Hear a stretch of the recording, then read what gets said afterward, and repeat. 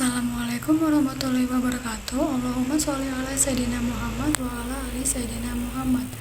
Perkenalkan, nama saya Tiara Aditya dengan NIM 17032411014 Prodi Matematika 2 Stambu 2024. Di sini saya akan mempresentasikan hasil makalah saya yang berjudul Mitigasi Bencana untuk tugas mata kuliah Mitigasi Bencana. Oke, kita masuk ke dalam latar belakang, di mana Indonesia merupakan negara kepulauan yang memiliki tingkat potensi bencana yang tinggi. Hal ini disebabkan oleh letak geografisnya yang berada di pertemuan tiga lempeng tektonik utama dunia, yaitu Eurasia, Indo-Australia, dan Pasifik, serta berada di kawasan cincin api dunia atau Ring of Fire. Kondisi tersebut menjadikan Indonesia rentan terhadap berbagai bencana alam seperti gempa bumi, tsunami, banjir, tanah longsor, dan letusan gunung berapi. Selain bencana alam, Indonesia juga menghadapi bencana non-alam dan sosial yang dapat memberikan dampak besar bagi masyarakat. Dampak yang ditimbulkan tidak hanya berupa korban jiwa, tetapi juga kerusakan lingkungan, kerugian ekonomi, serta terganggunya aktivitas sosial masyarakat. Oleh sebab itu, diperlukan utama mitigasi bencana untuk mengurangi risiko dan dampak yang mungkin terjadi. Dengan adanya mitigasi yang baik, diharapkan masyarakat memiliki kesiapsiagaan yang lebih tinggi sehingga mampu meminimalkan kerugian saat bencana terjadi. Nah, kita masuk ke rumusan masalah. Yang pertama, apa sih pengertian mitigasi bencana? Yang kedua, apa saja macam-macam bencana di Indonesia? Yang ketiga, apa permasalahan bencana yang sering terjadi? Dan yang terakhir, bagaimana cara penanggulangan dan mitigasi bencana? Tujuan dari presentasi ini, yang pertama untuk menjelaskan konsep mitigasi bencana, yang kedua untuk mengetahui jenis-jenis bencana di Indonesia, yang ketiga untuk mengidentifikasi permasalahan bencana, yang keempat untuk menjelaskan upaya penanggulangan bencana.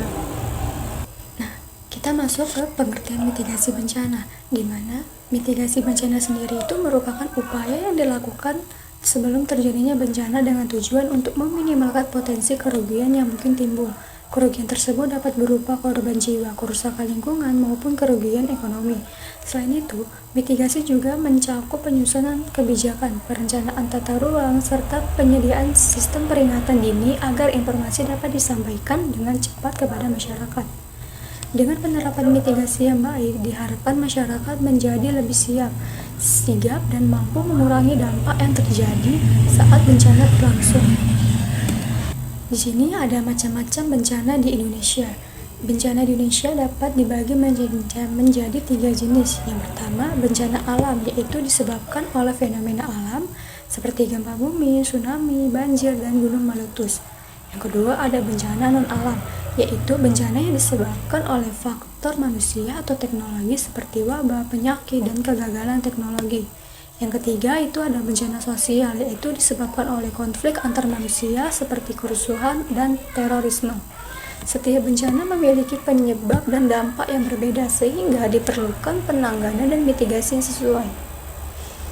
Kita masuk ke permasalahan bencana di Indonesia. Beberapa permasalahan utama dalam penanggulangan bencana di Indonesia antara lain yaitu rendahnya kesadaran masyarakat terhadap risiko bencana, kurangnya edukasi dan sosialisasi mitigasi bencana, pembangunan yang tidak memperhatikan aspek lingkungan, kesiapsiagaan masyarakat dan pemerintah yang masih rendah, sistem peringatan dini yang belum optimal.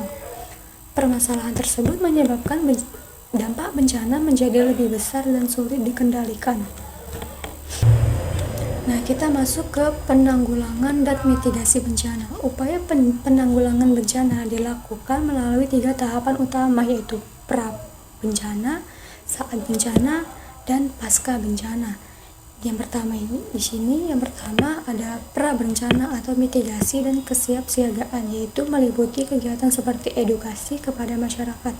Yang kedua, saat bencana atau tanggap darurat, yaitu berfokus pada evakuasi dan penyelamatan korban serta pemberian bantuan kebutuhan dasar seperti makanan, air bersih, dan layanan kesehatan. Dan yang terakhir itu ada pasca bencana atau rehabilitas dan rekonstruksi, yaitu mencakup perbaikan sarana dan prasarana yang rusak, pemulihan kondisi ekonomi masyarakat, serta pemberian dukungan psikologis atau trauma healing kepada korban. Penanggulangan bencana yang dilakukan secara terencana dapat membantu mengurangi risiko serta dampak yang ditimbulkan. Ini ada contoh studi kasus bencana di Indonesia. Beberapa peristiwa bencana yang pernah terjadi di Indonesia antara lain, yang pertama ada tsunami di Aceh pada tahun 2004. Terjadi akibat gempa bumi bawah laut dan menyebabkan banyak korban jiwa, yang menunjukkan pentingnya sistem peringatan dini. Yang kedua itu erupsi Gunung Merapi, yaitu mengakibatkan kerusakan permukiman dan lahan, dan penanganan dilakukan melalui penetapan zona bahaya. Yang ketiga itu ada banjir di Jakarta, dipicu oleh curah hujan yang tinggi serta sistem drainase yang kurang baik. Penanggulangannya dilakukan melalui normalisasi sungai dan pengelolaan sampah.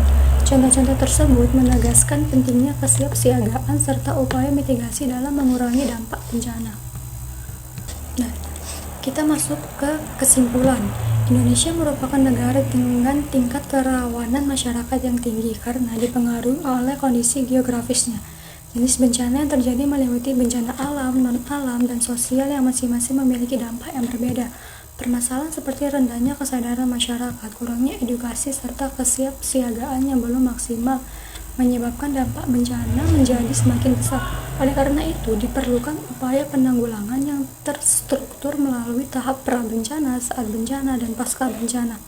Dengan adanya mitigasi yang baik serta kerjasama antara pemerintah dan masyarakat, dampak bencana tersebut dapat ditekan seminimal mungkin. Cukup sekian presentasi dari saya, lebih dan kurangnya saya mohon maaf. Saya akhiri, wabillahi taufiq wal hidayah. Wassalamualaikum warahmatullahi wabarakatuh.